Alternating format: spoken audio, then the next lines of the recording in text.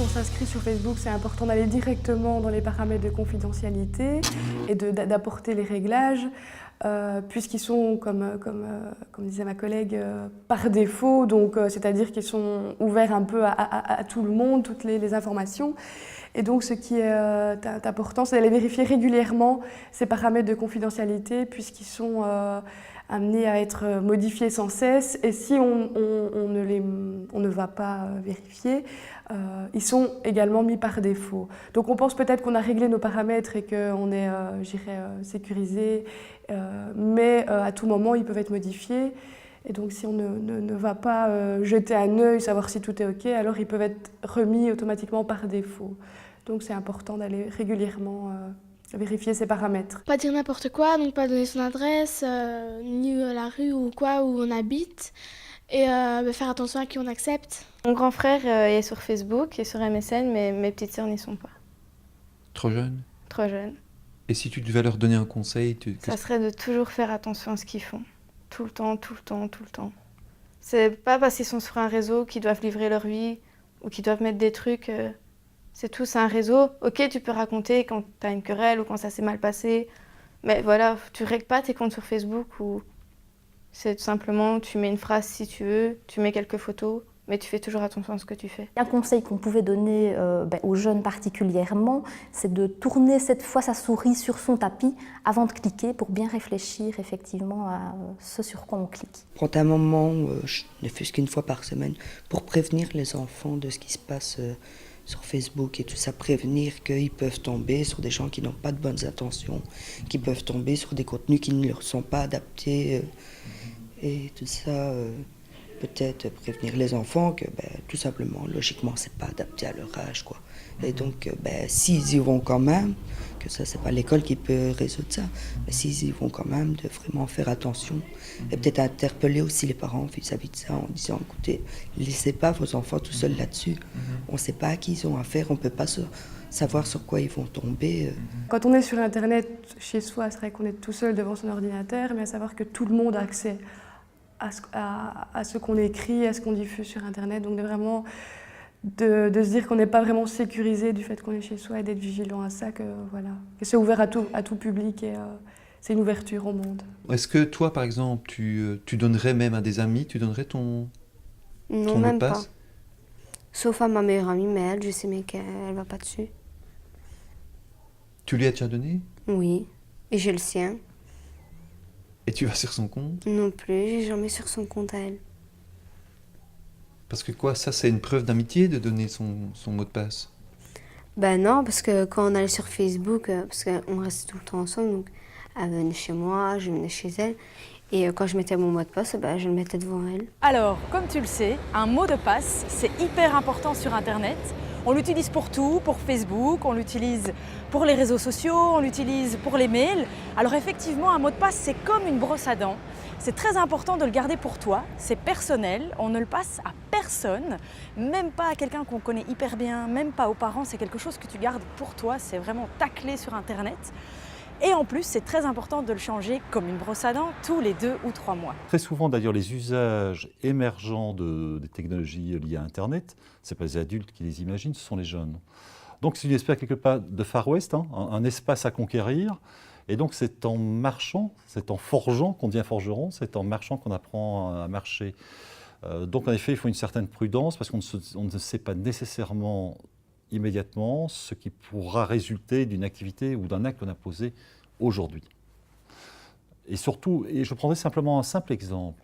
Aujourd'hui, si on prend le principal réseau social, Facebook, a imaginé une timeline qui permet de remonter jusqu'à la naissance. C'est-à-dire qu'aujourd'hui, potentiellement, ça devient très facile à n'importe qui de remonter, voir ce que vous avez pu dire il y a 3 ans, 4 ans, 5 ans, 6 ans. Chose qu'on n'imaginait pas du tout il y a 3 ans. Or maintenant, en effet, ça devient instantané pour n'importe qui. Donc, ce qui veut dire, en effet, il faut être de plus en plus prudent sur la gestion de sa vie privée, non seulement par rapport au tiers, mais par rapport à ce que soi-même, on décide ou non de mettre en ligne. Pour ceux qui ne savent réellement pas se passer de Facebook, ils sont beaucoup, c'est de bien penser à ce qu'ils écrivent sur Facebook. Donc comme l'expression le dit, les paroles s'envolent, les écrits restent. Sur Facebook, c'est vraiment réel et quelque chose qui s'est passé il y a 5-10 ans peut toujours ressortir. Ça peut toujours être négatif pour un futur employeur, par exemple. Maintenant, faire aussi attention à qui on accepte. Un élément très très simple, par exemple, pour savoir qui sont vraiment les gens en consultant les médias sociaux, il suffit d'aller voir les groupes auxquels ils adhèrent ou les pages qu'ils aiment. Ça, c'est le meilleur des moyens. Je pense qu'il faut prendre le pli aussi de quitter un peu ces petits environnements qui sont, malgré les réseaux sociaux, sont souvent relativement fermés, très locaux, très thématiques, pour oser s'ouvrir à des éléments un peu partout dans le monde.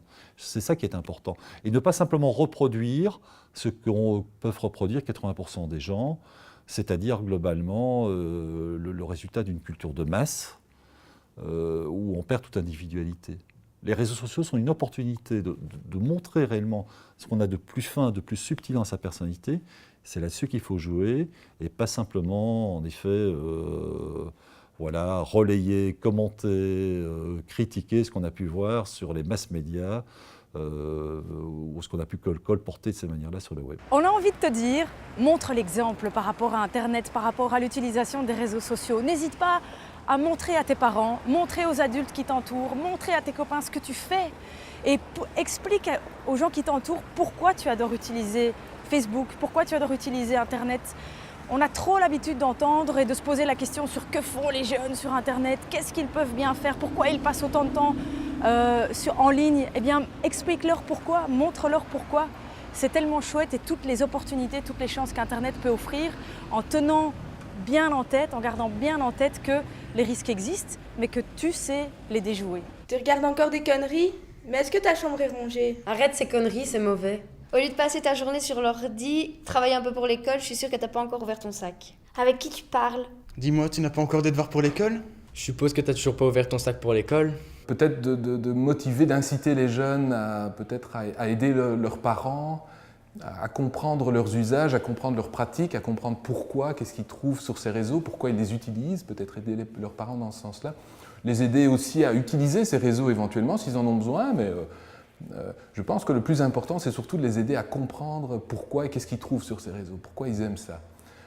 Voilà, je pense que c'est un petit message qui serait intéressant, lancer le dialogue et la discussion, parce que les parents ont besoin d'être aidés, je pense, par rapport à ça. Si tu avais un conseil à donner à quelqu'un de plus jeune, tu lui dirais quoi?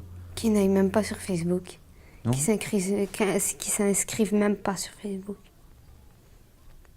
Ça peut leur arriver n'importe quoi, et après les études, ils n'auront plus rien, quoi. Ils feront rien de leur vie, chômeurs. Facebook.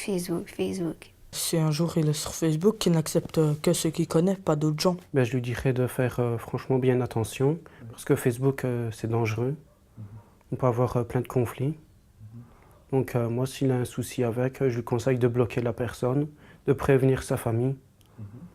Ou alors, si ça va franchement loin, d'aller à la police. Si tu as un problème sur Internet, un souci, une personne qui t'ennuie ou que tu es victime de cyberharcèlement par exemple, c'est très simple, il faut surtout que tu saches que tu n'es pas tout seul, il ne faut pas que tu gardes ça pour toi. Parle-en, c'est le plus important. Bloque aussi la personne qui t'ennuie sur Internet, qui te pose des soucis. Profite aussi du fait qu'on peut signaler un abus sur Internet, sur toutes les plateformes que tu utilises, que ce soit Facebook, que ce soit MSN, Google, partout. Tu peux utiliser l'option de signaler un abus, surtout fais-le. Et enfin, sache que tu peux aller trouver de l'aide sur Internet ou auprès d'un adulte. N'hésite pas à te tourner vers Child Focus, vers une ligne d'aide, vers ton AMO, vers ta maison de quartier ou sur clicksafe.be. Alors un seul conseil, se poser la question de savoir ce que je m'apprête à faire sur Internet ou sur Facebook, est-ce que je le ferai dans la vraie vie? Si la réponse est oui, qu'il fonce. Si la réponse est non, qu'il ne le fasse pas. Voilà, c'est aussi simple que ça.